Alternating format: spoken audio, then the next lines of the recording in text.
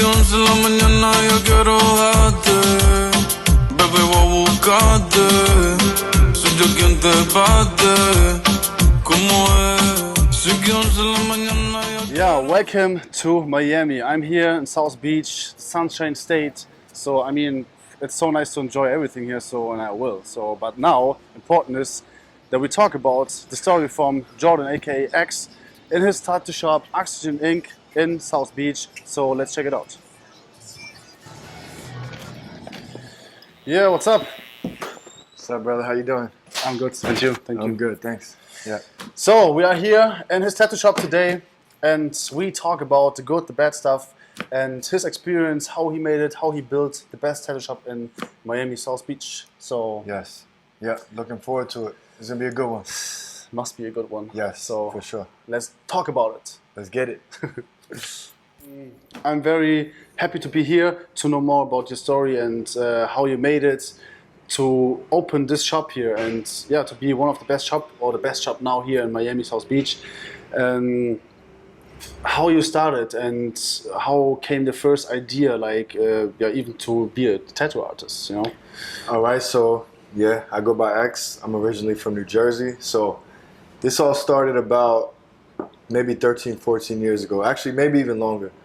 When I wanted my first tattoo at age 15. So I got my first tattoo. What was it? It was this cross right here, typical nice. cross, you know. Yes, man. I have to say, You have the same one. So it's from Tupac, right? I guess similar. But you know, 15 years old, I was like, man, I loved tattoos at a young age. It was Yeah, something that me too. I was drawn to. You know, as I got older, I kept getting more and more, and this was before I even thought about being an artist. So I just liked the art, you know. At age 18 or so, I realized that, okay, I got a neck tattoo. I started getting them on my hand. I realized jobs, it might be hard to get a job. You know, and I was having issues with family, and they're coming at me like, wow, why are you doing all this to your body? You're never gonna get a job. So at that point, I said, you know what, let me try to get in the military. So I tried to get in the military, Air Force, Army, Marines, Navy. None of them accepted me. Wow. And this was at a time where it was only one little Because one of here. tattoos or what? Because of the tattoo I had. Okay. And at that time, I remember saying, "Oh, some of these people have tattoos." But I guess the rules are you can't have them when you first sign up. You can get them during, which doesn't make Okay. sense to me. But anyway, I realized, okay, maybe I should learn how to tattoo. I already have them. You know, I know how to draw. So I picked up a tattoo machine, a little cheap kit, and I started practicing. Nice. So You know? what do you use like for practicing? Like for the people So- who don't know, like. So, I mean, you need a tattoo machine, a power supply, ink, and needles. That's like the basics, you know? So I bought the cheapest kit online. I started practicing with little practice skin, like little rubber sheets. I started practicing on myself, family members, friends, stuff like that until I got good, you know? And then I realized, okay, this is what I want to do. I'm going to dedicate all my time and energy into learning the craft, you know? So what I did was, you know, I was living in a studio at that time, a recording studio, 1 bedroom. I was sleeping on the couch, and there's a lot of traffic in and out. And I just remember being so focused, having my headphones and just drawing all night, and going back and forth to New York and taking art classes just to tighten up my skills. And yeah, I ended up getting better. You know, I took all the time I needed to watch DVDs, studied my butt off to get good. Nice. So, I mean, this took you a long time to get there, to say, okay, now I'm ready to tattoo more people or more in public in a way, like that you had this vision to say, I want now to open a shop in Miami, and why Miami, and why here? So Miami, my first thought of Miami was Miami Ink, the tattoo show. It was like the best show in Everybody the world knows for from me. I was TV, so, you know that show? Yeah, I know. So like for me, I watched every episode, and the thought of Miami just seemed like paradise to me. Coming from New Jersey, or like just there's nowhere like Miami in the States that I feel like, you know, the palm trees, the beautiful weather, you know, no snow. It's just good weather all year round. I was drawn to it, you know. and I got my foot in the door because my father had a friend here in Miami, and I had the chance to just to live with him. You know, like that was my first entrance to Miami. This is way before. I mean, I came here and I started tattooing in other shops, but it was my first experience in a tattoo shop in Miami. So I had to go to different shops, and I landed a few jobs in flea markets and stuff like that. And that's where I started. Nice. And I realized my end goal was to get a TV show and open a shop in Miami. I didn't know how I was going to do it, but that was the plan. And which was the TV show? Was it here from Tattoo Nightmares? Tattoo right? Nightmares Miami. Yeah, nice. This is on Spike TV. They filmed the show here. This was great. They rented the shop for 2 months. So I wasn't in it myself with the artist, but they rented the shop, which is still a huge accomplishment for me, you know. It was a good promotion. I think you had also like, bad times because everybody who like starts a business, nothing is running for the first day, you can say. So what was like bad experience or like 1 or 2 experience you can share? So, all right, before I get into like some of the stuff that happened along the way, just me coming here not knowing the knowledge to run a business was one of the hardest things, you know. So I had the goal, I had the skills to be an artist and to do better. I just didn't have I lacked the business skills, you know. And it was just me here. So, you know, just to open the shop alone, I had to leverage, like, use the bank. I had to leverage the bank. I had to leverage borrowing money from family members anywhere I can. I had to leverage being late on rent. You know, like all these things I had, and I had to pay all these things back too. It's not like free money from the bank or free money from family. I had to pay every single dime back and more with interest, you know. So all that, just having that debt was super hard in the beginning because I wasn't making a lot of money. And the money I was making, I wasn't using it wisely. I just didn't know. I didn't know a lot. The business side was super hard for me. It took me years and years to figure it out. Along the way, I had some personal issues with some drugs and I realized thinking back that a lot of that issues was just stress, you know, like I had so much debt and I wasn't getting respected in the shop like I wanted to. I was the youngest guy and I wasn't really respecting myself at that point, so I couldn't expect them to respect me, you know. So I realized a lot of it was stress, and I was taking my stress out from using substances and stuff like that, which led ultimately to almost losing the shop, almost losing my family, because I was so like lost and confused. You know, people trying to take advantage of me and that opportunity at that time, people trying to come in and take the shop from me because my mental was not strong. It was very weak at that moment. And it was due to taking those things. So yeah, I've been threatened. I've been stolen from friends. I helped people come here. They stole behind my back. Artists stole from me. Like I said, people, you know, pretty much threatened me along the way. It's, you know, I've been here since. I haven't moved since. I've been here 10 years. I haven't moved. I haven't ran. I've been here. I went through it all here. So, yeah, a few bad things, you know, but there's a lot of good things to talk about too. Yeah, of course. I mean, I think also like a lot of shops opened and closed here. So when you say you're here almost like 10 years, I think it's not for everybody really easy to keep, you know, the business running in a way. Yeah. And that's all are like the bad side, are the things you told us here right now. But how you say like the good things, like what are the good things now? A lot of great things. You know, besides, you know, I said I met a lot of bad people. A lot of people did bad things to me, but I also met a lot of great people along the way. So the first great thing that happened was when the TV show came along and said they wanted to film in the studio. Yeah. You That know, was a good push for you. oh man, I really needed the money at that time to get rid of some debt.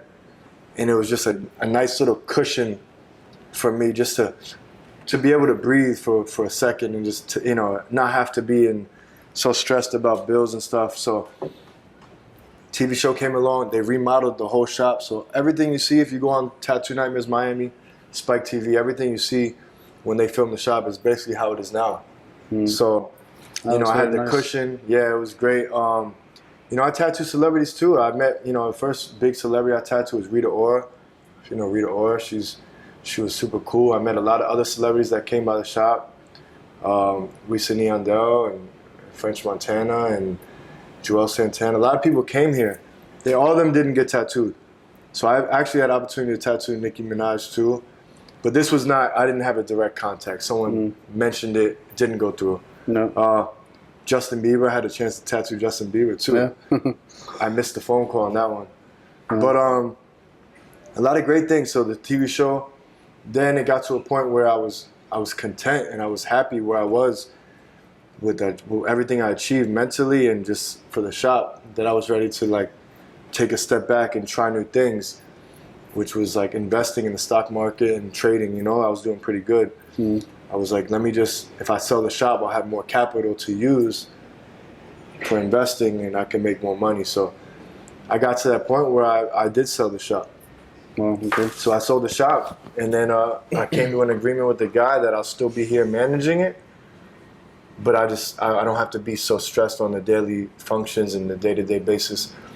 So yeah, sold the shop, and then a couple months later, the guy realized that it really wasn't for him.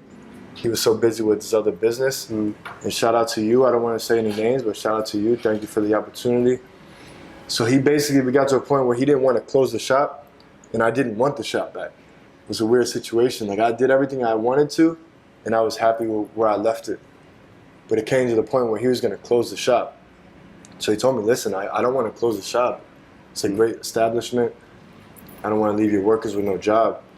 So I ended up taking the shop back, which was a super blessing in disguise, because this was always my main goal, my dream. So I ended up getting it back, and you know, I've been here ever since. Yeah. So you guys see, as long as you, stay true to yourself and be kind and humble. Yeah. And still believe in the things you do and the vision you have with your own business, then things will cross the way, or other people will come into your life, or good things will happen to you. You know. So as long as you, stay positive, of course, but also, I think that's all you can say about it. Like, it's no, being a good person. I never shied away from who I am. You know, I was always myself, and that's why I believe the shop is striving, and that's why we're #1 on the beach right now. If you just look it up, that's just a fact. Like, we're #1, and that's because we don't just tattoo. We offer an experience. We want people to feel really at home. Yeah. Feel comfortable, feel good vibes, feel good energy, and then when they go back home to wherever they're from, they always remember that, wow, I got a good tattoo, but I also had a great experience. That's very important, because I mean, a lot of people, myself also made experience like to go in a shop and then you get no attention, or you're just waiting, the people ignore you, or like think they are too good for doing a tattoo for you, or say come in 2 years again for an appointment. Like, what the fuck, who are you, you know? And that's like how you turn around and just leave the store and go look for somebody else. And here it's more like you have a good atmosphere, you have very nice people who work here. The people or you guys are very intentional, like to take the time for the people, to look what they really want, and so I mean, it's even here on South Beach, where everything is like fast and a lot of tourists. Yes. Still to have or to perform with good quality, it's not for everybody easy. Yeah. No. Or some people just think like, I'm here on Ocean Drive or South Beach right now, and people just come and I just take what comes like this, you know. And I think it's not that easy. No, right? It's not that easy. I think that's the route in my head where I was going the first time. Like, I'm on the beach. I'm always gonna have a lot of flow of traffic, and I realized that's just not true. There's a lot of other shops out here. There's a lot of competition. Well, actually, to be fair, I don't see competition. I really stay in my own lane, but there are other shops. So once I stepped up my game with the social media and just my website, the interactions, the professionalism, the emailing, everything that you're supposed to do, that's when everything started getting better. So I say to anybody, in whatever you're doing in life, it just comes down to you. No matter what you're doing, you have to get on point with your mental and just get serious with what you're doing, and things will go good. Yeah, when you guys want to know how to come to the shop to make a tattoo or to just visit him and get inspired, get some motivation, just check out the homepage oxygeninc.com or on Instagram oxygeninc. You also can visit us on Mindfuck, uncensored, or more like when I say in German, Mindfuck unzensiert. But we will tag and mark our videos and pictures. Yeah, when you have like experience and want to open your own shop, or you did it already, and you want to share your experience, then just leave a comment, and I think we can help with this much more people to get more motivated and do what they really want to do. And sometimes you just need a little push, you know, to do Definitely. it. So Definitely. Thank you for coming in. I appreciate you. Yeah, And I just thank want to you for say, of course, rest in peace to my good friend Eddie. And he was the first person I met here. He helped me out big time. Yeah, rest in peace, Eddie, and to all the other ones that passed away that I met along the way, that were a part of the shop. You know, we're gonna keep this going. And yep, nice. that's it.